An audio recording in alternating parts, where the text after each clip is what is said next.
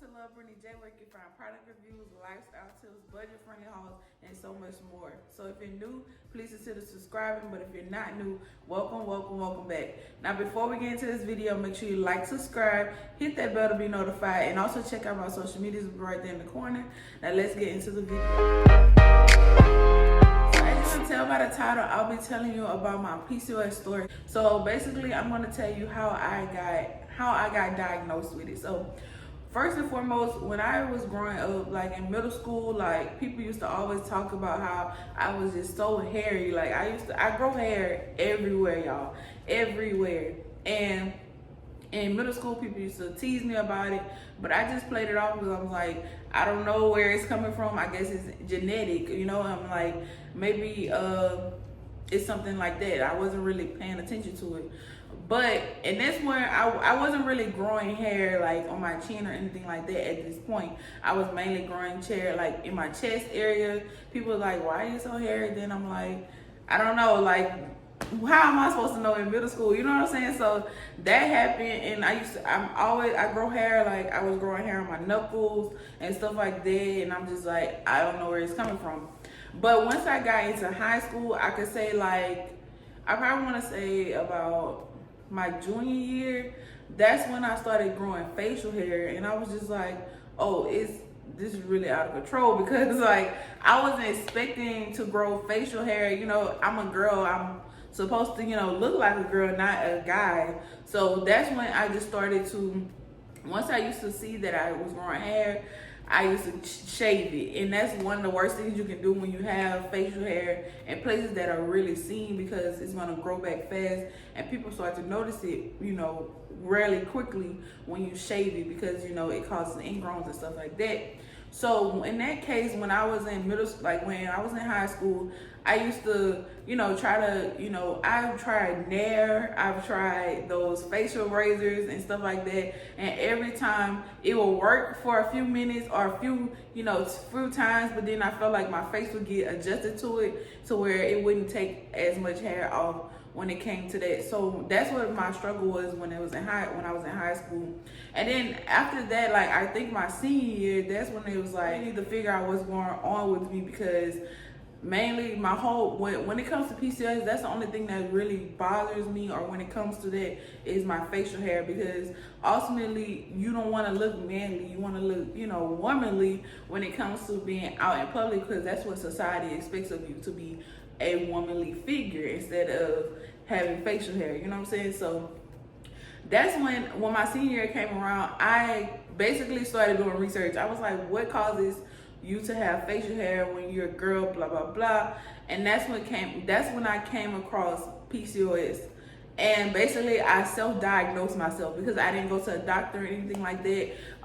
It's basically like, and then when I did go to doctors, like when in high school, because I went for checkups, they never really mentioned like PCOS or nothing like that. It was just me like doing it on my own when it came to, you know, shaving and stuff like that. Like I just, you know, did it. So I basically self-diagnosed myself when I was a senior in high school. And I never really, you know, took it up to where I had to, you know, get treatment for it or anything like that. It just was basically something that I was dealing with. And I said that I had PCOS, but it wasn't really diagnosed that I had PCOS, if that makes sense. So when it came to me, like coming into college, like I just made sure that instead of shaving, then I started to get waxes. So then that helps a lot, because when you wax it, it takes about probably like a month or so for it to come back. So that was helping me a lot. But I still was very, you know, very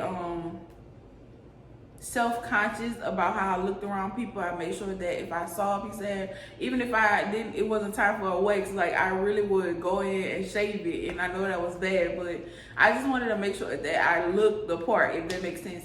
Because when it comes to PCOS, like I said, it causes facial hair, which is called hirsutism, and also it causes irregular periods. Now my periods are not really irregular, but it do causes a lot of pain, like a lot of pain. When I tell you, my first 1 to 2 days are my worst days. Like it hurts so bad. But Other than that, my periods are consistent. Like, they don't go for a few months and then leave for another few months. Like, they are consistent per month. It's really they're really on track when it comes to that. Even though there might be a few days early or a few days late, when it comes, it's still regular. Also, when it comes to PCOS, like I said, so once I got into college, that's when I was like, oh, I need to go to a doctor and see what really is the problem with what I'm going through. Because I said I had PCOS, but the doctor never diagnosed me with it, if that makes sense. So I decided to go to the doctor, and I told them that I was experiencing this, I was experiencing that, and then they was like, oh yeah, you must have PCOS. So when that happened, I took blood work and everything like that, and that's when I got diagnosed that I had PCOS. And I've been diagnosed professionally by a doctor for at least 2 years now. So every time I go to a doctor, I know now that I do have PCOS, and it's a constant struggle when I tell you, because ultimately I grow facial hair, so I have to make sure that I am looking the part when I go out into society. Like, it's really hard now, not hard, but I try to, you know, be confident in myself, but sometimes it hinders my confidence, because if I see a piece of hair, I'm just like, oh my God, like, what am I gonna do about it? Especially now, because like prior to this, like, we couldn't really go out, so it's like I had to shave at home, or I had to try to wax it myself, and I have a low tolerance for pain, so I can't wax myself. So I just use the razor. So that has been it. But recently I did go get a wax, so it's been working well. So after that, so with that being said, when it comes to PCOS, it's really like I said, for me, I don't know about you, but it's really a hinder on self-confidence. But I try not to let that happen, because ultimately I feel like God made me the way I am. So if he wanted me to have PCOS, he wanted me to have PCOS. That's how I see it.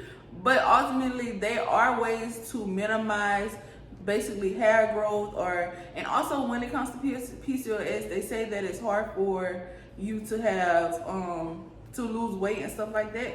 So I've decided that I'm going to try to lose weight and see if that makes a difference when it comes to my PCOS and my symptoms, when it comes to facial hair or anything like that. I want to see if that's going to work for me. But ultimately, also when it comes to PCOS, it calls for infertility. Now, when I did get diagnosed with PCOS, they sent me to do tests. They also sent me to do an ultrasound on my ovaries, just to make sure I didn't have any cysts, which I don't have any. But it's just basically, when it comes to my PCOS and my symptoms, it's basically facial hair, and my hormones are very imbalanced. So I'm trying to work on that. I'm trying to fix that.